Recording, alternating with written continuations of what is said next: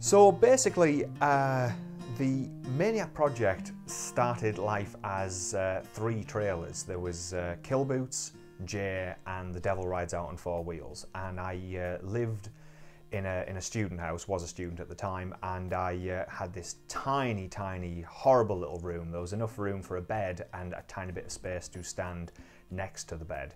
And I had this awful, rubbish little laptop, which now doesn't work, and that was, I had the battery didn't work, and I had it plugged in. I had this long, horrible lead that used to heat up, and it felt like it was going to set fire to the bed whenever I used it. And before the room was horribly cold, and this little battery pack that was plugged in was the only thing producing any heat in this room, and I was sat there horribly cold writing 3 nonsense trailers. My friends and I had always said we should make a horror film in the vein of a slasher movie, and we always talked about it for 3 years whilst we were at university, and we never did. It never came up. We never did it as work that was to be graded. We never did it as work that we were going to do in our spare time. We just never got round to it. We had a few ideas and scripts, but nothing happened. So when it got to our final year and the final couple of months of our final year, I just thought, well, we haven't got time to make a film, so let's just make these trailers, and that'll just have to do, really. So we had these 3 concepts, and I spoke to my friends Jay Barichko and Phil Chapman, and we went off into a forest and we shot the Jay trailer. It took about an hour to shoot, and then a couple of hours to edit it and just get it right, and it was completed in a day. And it went down very well. We showed it to people, everyone was amused, said it was good, so it worked. We'd gone for a style, and it was appreciated, so we thought, right, well, that worked. We can shoot the Kill Boots trailer the following Saturday and shoot the Devil Rides Out trailer on the following Sunday. So we had a weekend of filming, and we did, and it was a lot of fun, and they were edited very quickly, and we had them, and that was it, and that was the extent of it. But we'd had fun. So I went to Jay and I said, look, you play Jay, I play Kill Boots. Do you fancy making a Jay versus Kill Boots movie? And he said, yeah, why not, if we've got the time. We had about 2 months before Jay had to go back to Manchester, and Phil was going to go off and do what he needed to do, and we weren't going to be together anymore. So we had a little think, and we toy around, and we came up with this idea for Jay versus Kill Boots, which is basically Kill Boots walking through a forest, ends up in Jay's territory, and they would fight, and it would be a minute of setup and 10 minutes of non-stop fighting. And then Jay said, why don't we make this interesting with more disposable characters?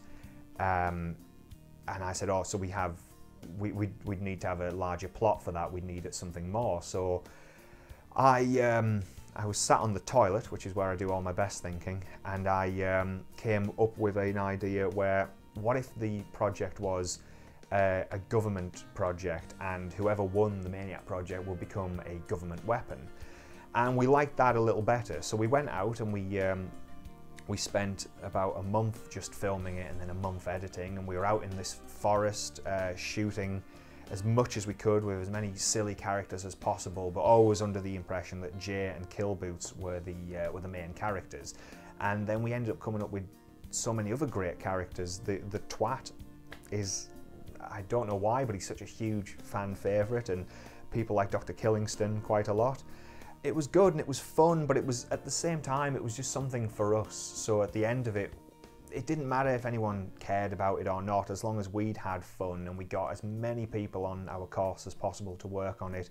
And it was this final hurrah for us and our friends, and we can say, well, we might never work together ever again, but at least we worked together on one last project. So it was just a sort of a love letter for each one of us to another member of the group, or all of the group.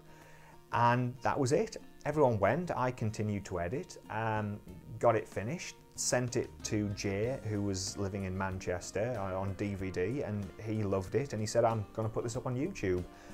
And I thought, well, yeah, you can do it. It's a sack of crap, but it was made for fun, so what does it matter? Yeah, go on, stick it up on YouTube. So it was 20 minutes long originally, and Jay put it up on YouTube in 3 parts. And it did really well. We suddenly had people talking about it who we didn't know. We didn't know these people. They weren't friends who had to be nice because they were friends of ours. We had some Americans looking at it and saying, oh, this is really good, and the Canadians were watching it, and I think there might have been some Australians as well. And it just seemed to be appreciated, and I was really surprised because it was nothing to me other than just a bit of fun. And then I started to realise there was something more in this. When people see you and shout, "Tell it to my boots," that's just quite unusual. So I think I got a bit drunk on power, but I liked it so much.